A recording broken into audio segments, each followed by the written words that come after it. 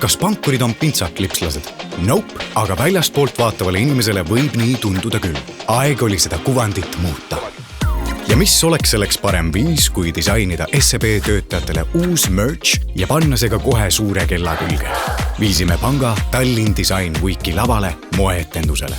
Lõime käed kodumaise rõivadisaineriga Franz Reiver, et disainida pangale uus kollektsioon riideid. Selle koostöö eesmärk oli näidata, et pank väärtustab nii kogenud professionaale, kuid samal ajal kuulab ka noori, kes pintsaklipslaste kuvandit edasi ei kanna, vaid olevikku värske vaate toovad. Just see disainis peegelduski.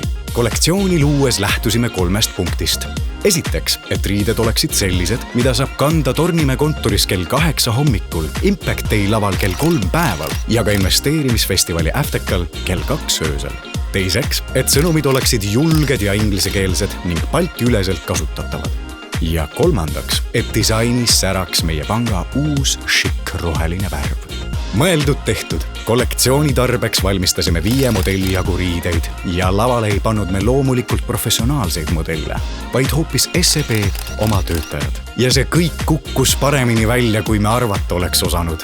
Otse loomulikult oli kõikidel SEB Balti kolleegidel nende riiete vastu suur huvi, kuid meie suureks üllatuseks küündis nõudlus veelgi kaugemale. Huvi kerkis ka väljaspool SEB-d. Kokku saime lõpuks kirju ligi 50 eri ettevõttest, et kust seda merchi osta saab.